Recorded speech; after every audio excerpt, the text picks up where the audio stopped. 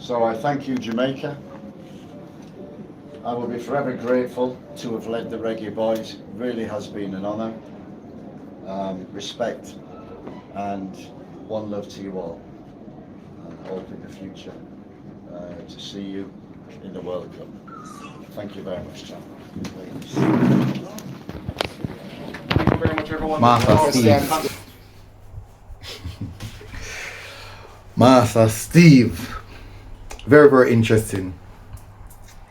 We're going to discuss the appointment of Steve McLaren. How did Steve McLaren nudge the appointment, as in get it ahead of the other candidates? Why? What are the criteria? What are the factors that allow Steve McLaren to get the nod over the other candidates? We're going to also look at his reign, or should I say his tenure as head coach, looking at the games, look at the numbers. But we're also going to look on culturally. I'm going to go back to that again. Culturally, how Steve McLaren stayed in the job and the psychological impact that JFF recognize and utilize with their current, or should I say most recent, hiring of head coaches. So welcome back, people, to MG Sports TV. Thank you very much again for tuning in. Really, really appreciate it. As you can see from the first video clip on the video, you realize Steve McLaren discussed the aspect of moving on and what's better for the team and such and such. Oh, you may say, hit the like button, hit the subscribe button, people, and turn on your notification bell. So me have some, me have to come with some stats.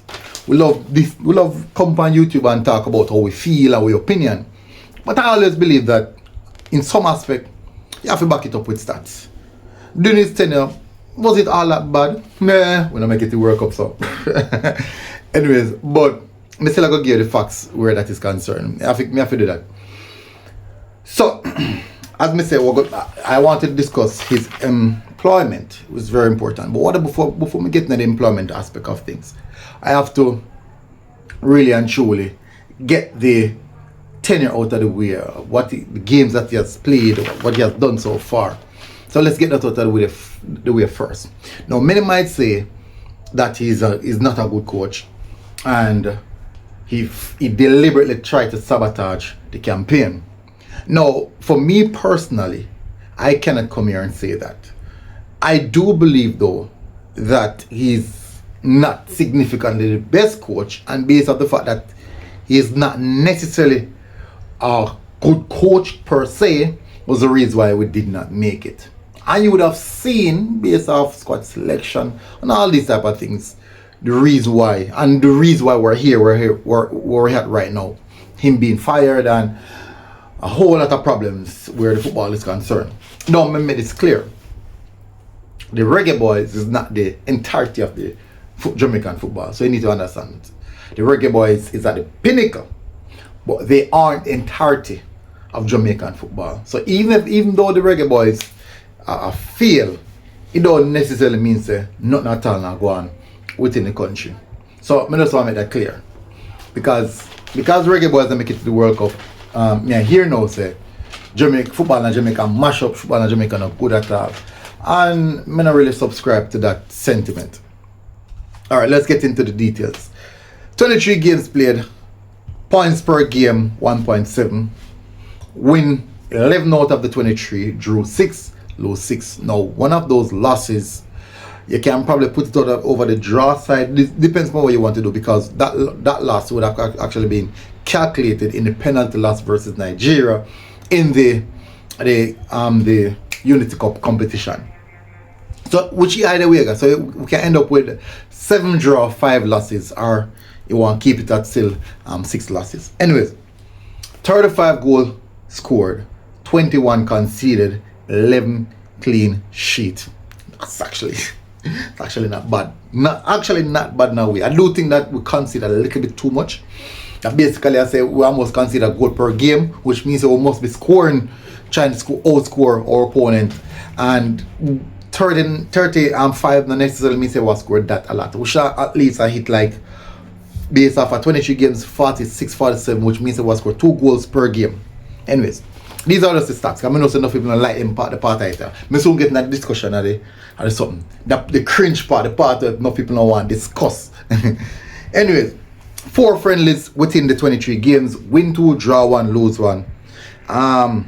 World Cup fixtures, 10 games. Win 6, draw 3, lose 1. Nations League game, 6, win 2, draw 2, lose 2. I have a Gold Cup here, so I have Gold Cup. I think the Gold Cup are the rest. Gold Cup are like win 1, 3 games in the Gold Cup. I think we'll win 1 and draw. Win 1, draw, and lose 2. Anyways, it never look good. It never look good. But at the end of the day, the statistics aren't necessarily bad. Make sure show you how the statistics fall in place. But really and truly, we should have done better significantly where the World Cup qualifiers campaign is concerned, because we do have a team that is good enough to get the job done. And I'm making it clear here, I do have a video to make on the players. That is also another aspect that we need to address. Now, let's move away now from the numbers and let's go and look at his appointment. Now, when Steve McLaren applied for the job, a few other coaches were there.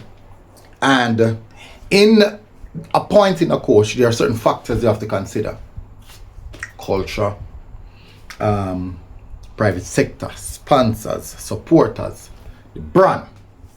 And then now, the part that no one wants to talk about is ethnic background. His ethnic background in color, the color of his skin, in eye color. No one wants to talk about that. And why is this a consideration? And why is this a box that is needed to be ticked? Why? Anyways, that's the reason I'm going to start the video by saying Massa Steve. Now, there's a reason why in Jamaica we look at the white man as the savior. Cognitively, we were raised that way. Cognitively, we were designed, or we believe, or the belief system there. Now, Rene Simoes, even right now, Rene Simoes was one of the persons who wanted the job. And I think a lot of persons would be willing to sacrifice the 2 games just to give Rene Simoes a job. And I'm not saying that he cannot get the job done. A lot of persons will remember that Rene Simoes also got the second chance. And it didn't work out. Now, why did I say Rene Simoes? The one time Jamaica ever got a World Cup was Rene Simoes. So, that sentimental attachment is there. So when you come back into the frame, a lot of persons are going to say, yes, let's go with the man that already get the job done. But when you ask these same persons, when last have you seen Rene Simoes coach a team? When last have you seen Simoes on the sideline? So these are the questions you have to ask yourself. And if you don't have an answer to that question, on what metric, other than he brought us to the World Cup in '98, are you going to use to say he should be the man right now? Now, one of the reasons for that is, as I said, why Rene Simoes pop up out of nowhere and being mentioned like that is because, as I say again, look at his skin and look at his eyes. Big factor. Now, many persons, I'm saying, a lot of persons are going to disagree, are going to agree, they're not going to like it, or they're not going to like it. That's how it is. Now, when Steve McLaren was being hired, I did a video and I said I was not impressed. And we got lambasted for it, beaten like this. I said, alright, fine, no problem. I'm here, I have to support the team, I have to support the coach. Because from good morning, you know, me kind of iffy. I'm not say the right things, but I realized that everything was basically choreographed. Everything I said was technically choreographed. So I was not necessarily with it. On the other hand, when the Jamaica Football Federation are going to select a coach, these are the things that as I'm saying consider again: the color, the brand, the private sector, the sponsors, and most importantly, the supporters. The brand. How does the brand look? Brand Jamaica in the World Cup. 11 players on the pitch and a white man on the sideline. It's a good look. Private sector. All the business, huge business that is owned, multi-million-dollar business, possible multi-billion-dollar business in Jamaica, at the pinnacle of those business. They have same skin and eye as the head coach. That goes for the private sector. That goes for the sponsors. Now get by the supporters. We'll be getting to the supporters a little bit soon. So, when the two persons of the same complexion clash, you have to bring something different to the table. Steve McLaren made a promise. Steve McLaren promised that during his time period as Reggae Boys head coach, he would be able to bring in high profile players and another particular high profile player, and because of that promise, he got the nod. Ooh. Steve McLaren got the nod. That particular promise, Steve McLaren got the nod. Go on. Unfortunately, the player no reach all now. Unfortunately, the player no reach all now. But many might say MG Sports is a chat a bunch of rubbish. Now, here comes the supporters. The Football Federation understands. I'm not going to say that. People in leadership position understand consumers. If you produce a product and you know your consumer, you have a better chance by controlling, manipulating, and escaping, or should I say, evading certain aspect of your consumer. Jamaica, KFC knows that Jamaica consume KFC no matter what or where, when, how. So every holiday, they can raise the price and Jamaicans still going to consume it. Because it kind of become a part of our culture. Still go buy it on a Friday evening, still go buy it on a Saturday evening. And now right through week we buy it. KFC always full. They know the consumer. It's very, very important to know your consumer. Me I run MG Sports here. Me know most of my consumer them. And me get the most beaten. Because I don't necessarily try to please everybody. Or appease everybody. So me type of person, me speak my mind. That's it. Me think this. And I'll tell you I think that. You might not agree. So, and then you have one or two persons agree. Now you have other persons who know certain consumers love a certain thing. And you know say you have other companies who know certain consumers love a certain thing. So they consistently give the consumer that. Give the consumer that. Give them that. Because that's what they want. Let's get it to the supporters. No. In regards to Jamaica, whenever Jamaica see a white man as the head coach, like it or not, they will get more lenience. And the Football Federation knows that. So, when Al Grimson decides that this now work, now cut, the Federation knows it makes no sense give it to a black man. It don't make no sense. Because we're going to lose the trust of the people. That's the reason why when I hear say Herdman was in the mix, everybody already say yes man, Herdman, yes, Herdman, yes, Herdman. Because the Federation knows these things. They know there's something there. And it's so, I don't know, how is that a lot of personal see it? Once you come on to a color, particular color, you will get preference. You will get lenience. Because Jamaicans, once we see the color, we turn fool. Tell you, when I go cringe for the part of the program, you know, when I go cringe. And then now, as we say again, the sponsors, remember the last time we have so much sponsors on board. Before this, Schaefer. Before Schaefer, all we have some boys.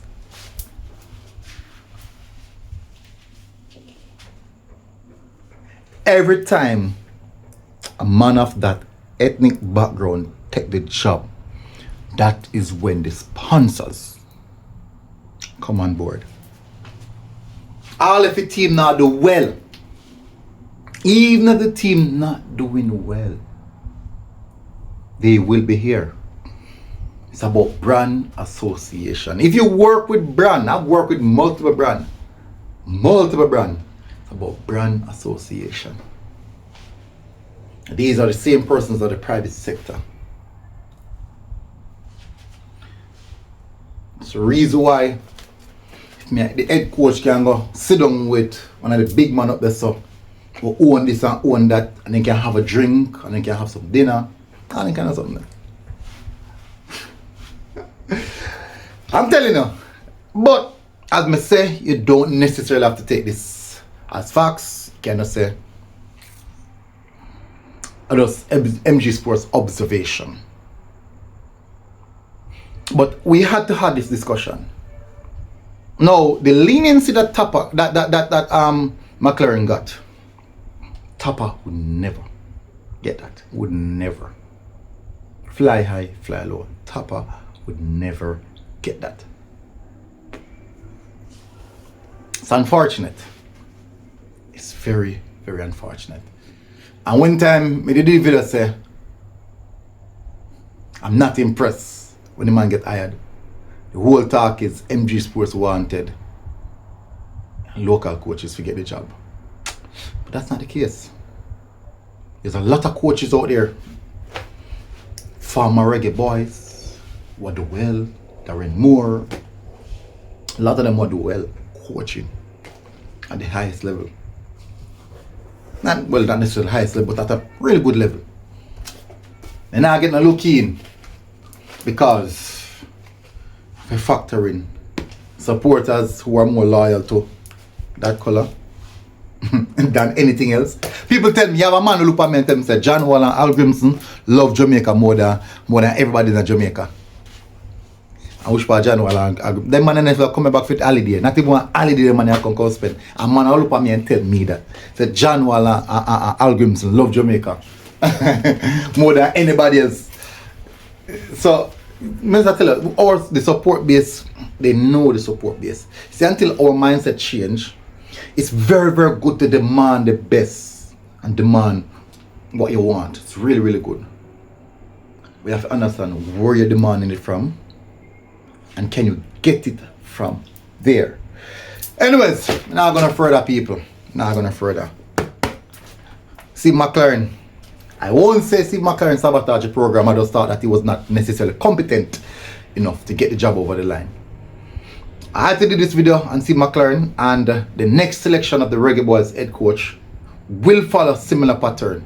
I don't think Roadhouse will go there for long. I highly doubt him will go there for long. But the next selection is going to follow the same pattern. Why? Sponsors make the program run. Sponsors is where the money come from. The backing of the private sector matters. But man, and every time you see them full like that, where supporters are come spend that amount of money, and every time, most of the time, 15,000, 10,000, probably 10,000, 12,000, most of the time. But once them have the backing of the private sector, money are gonna come in, right through. Money are gonna come in, and at the end of the day, it's a business. Like it. Disagree to it, hate it, nature of the business. I have no control over it. That's all I can do. What I can do right here so is talk. If you want to take it, the only way, if you want to spread it, if you want to curse me, I have no control over that. But me just all go know what me know. Anyways, big up on yourself, people. Smash the like button, hit the subscribe button, and I'll see you guys again. Until next time, MG Sports TV. Out. God bless. Boom. Outside.